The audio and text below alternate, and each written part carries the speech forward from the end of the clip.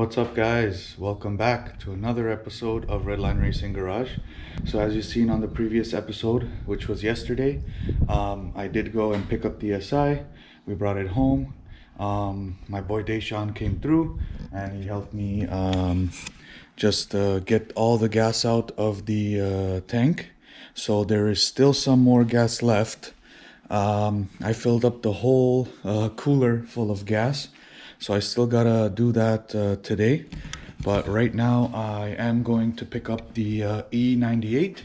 So I did order about 15 pails, which one pail is about 5 gallons. So I'm thinking those 15 pails should last me throughout the whole racing season this year. So we'll see. So let me go and hook up the trailer, and we're gonna go and pick up the fuel.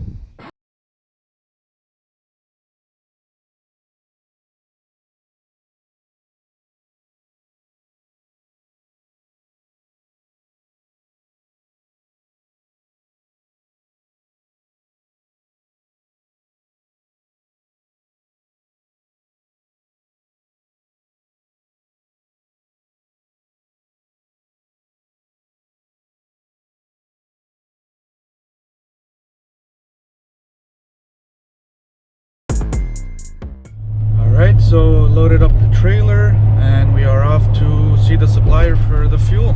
Alright, so I made it back from seeing the supplier for the fuel. I loaded it up in the trailer, got it unloaded right here. It's sitting right here. So yeah, we are going to be running E98R Racing Ethanol. So like I said, I did go and pick up 15 pails, 5 gallons per pail. So I'm hoping that this will be enough fuel for the whole season. I'm not gonna go too crazy with the SI and like hot lap it as I did previously on my first turbo setup. So I'm gonna kind of ease into it, take it easy, because right now, as you guys know, it is a fully built motor. It did cost a lot of money, so I want to go easy on it and get some longevity out of it. I do want to shout out Velocity Racing Performance. His name is Ryan. He's the one that hooked me up with all the E98. So big shout out to Velocity for hooking me up. And yeah, this is what we're gonna be running. Hopefully we have enough. Fingers crossed. Not exactly sure when they're getting more shipment. I did talk to Ryan and he did say that as of right now there aren't any shipments coming in, and this fuel is selling really quickly. So that's the reason I kind of went and got so much of it, just so I am sure that we can actually start the car up. As you guys know, I was saying that I was gonna get a flex fuel sensor, but that's not the case anymore, because by the time the flex fuel sensor gets here, and as you guys know, with all the shipping and everything on crazy back order, it's just a really big hassle to order something in and get it and like expect it to come in a short amount of time, which you guys can see I've been waiting for all these things for so long. So I didn't want to go and take the risk of actually putting my faith in the flex fuel sensor and wait for it till it comes, because we are really cutting it close. So I just wanted to make sure that we were ready to go for this weekend dyno session on Saturday. So I just wanted to make sure that we are ready, because as you guys know, it's been a crazy hassle waiting for parts, blowing the motor, getting the new one in, still waiting for injectors to come, and just getting everything ready so we can actually get this thing tuned and on the road. So what I did was I kind of rolled the dice and said, you know what, I'm not going to be dailying the SI. It's pretty much going to be strictly just for the drag strip. I might take it on the road here and there to a couple Mexico events and stuff like that. So that's why I did get a little bit extra fuel, just in case that does come up and we have an opportunity to go to Mexico. We have extra fuel. And another reason that I did this is because, like I said, I want to make sure I have enough fuel where I can come and start the car and take it to the drag strip, go to Mexico, whatever the case. I want to make sure I have enough because we don't know when the next shipment is coming. We don't know when it's going to be available. This isn't just regular gas where you go to the pump and fill up and you're good to go. It doesn't matter. So I wanted to make sure that we have enough fuel and we can do all these things, so we won't be down. There won't be any downtime on the Civic. We had enough downtime as it is already, so I don't want to give it any more downtime as much as I can. So that's the reason I didn't go with the flex fuel sensor. I don't want to wait for it another week or 2 or 3 and then get pushed back. As you guys know, I've been itching and wanting to get this SI tuned on the drag strip. They're saying they're pretty close to opening up the drag strip, probably June 3rd. If not, then the latest the 14th. So I want to make sure that everything is ready. So like I said, I didn't want to put my faith in the flex fuel sensor. I did get extra gas just to be sure.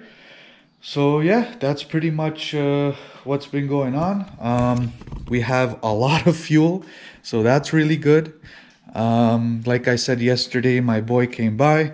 We got most of the gas out. So I did want to kind of explain to you guys, if you all don't already know. Let me just turn the light on here. So if you guys don't already know, the way I did it is I got 2 wires.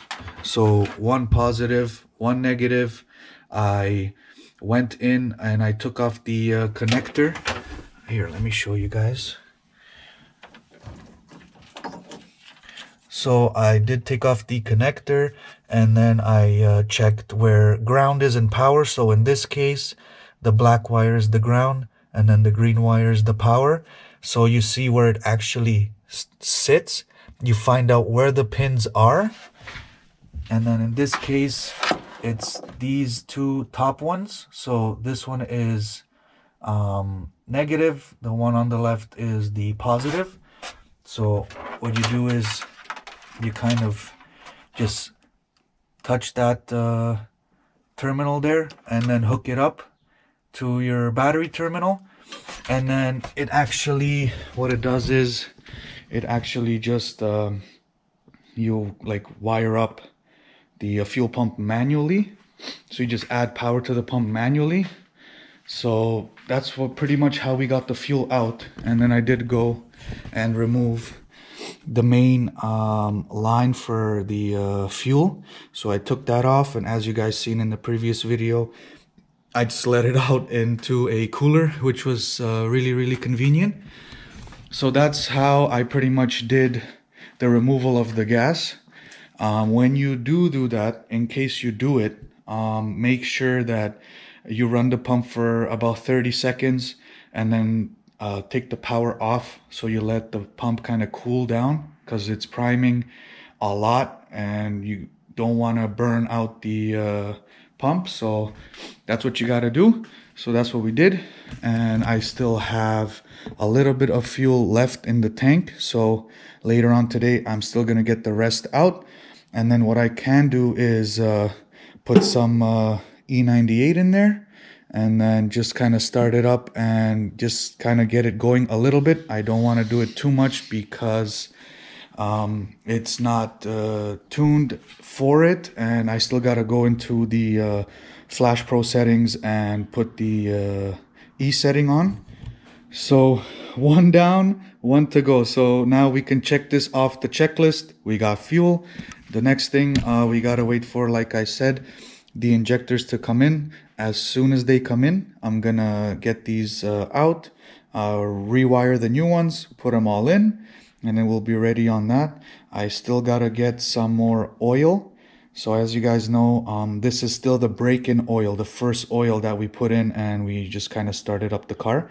So as you guys know, it's a brand new engine, so there's probably a lot of kind of metal shavings, and so, you know, when the engine kind of sits and goes through a couple heat cycles, we gotta keep going, oil after oil. So the plan with this now is that every race session or race day or track day we go to, if it's a drag strip or Mexico or whatever it is, every time I go out, I gotta come back, and then I do have to drain the oil and change it so we can get it properly broken in.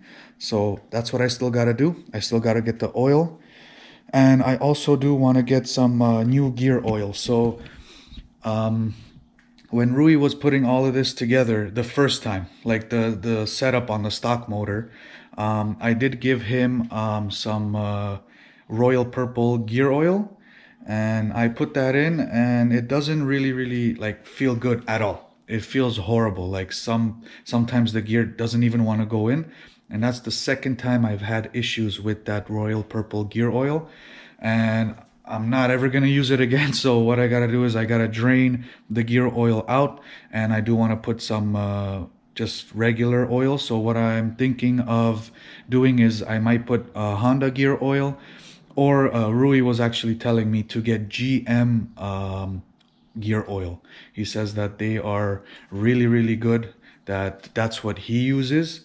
So I'm gonna try to get my hands on some AC Delco GM gear oil. He says it's the best stuff that he uses, so that's what I'm gonna do.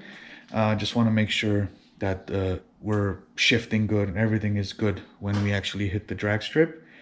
So yeah, guys, that's pretty much the whole update on what's going on, what's still to come. I'm really glad that we did get the fuel in. We have enough, so we're good to go. So yeah, that'll pretty much do it for today's video. Hope you guys enjoyed. Please be sure to like, comment, and subscribe, and we'll see you in the next one.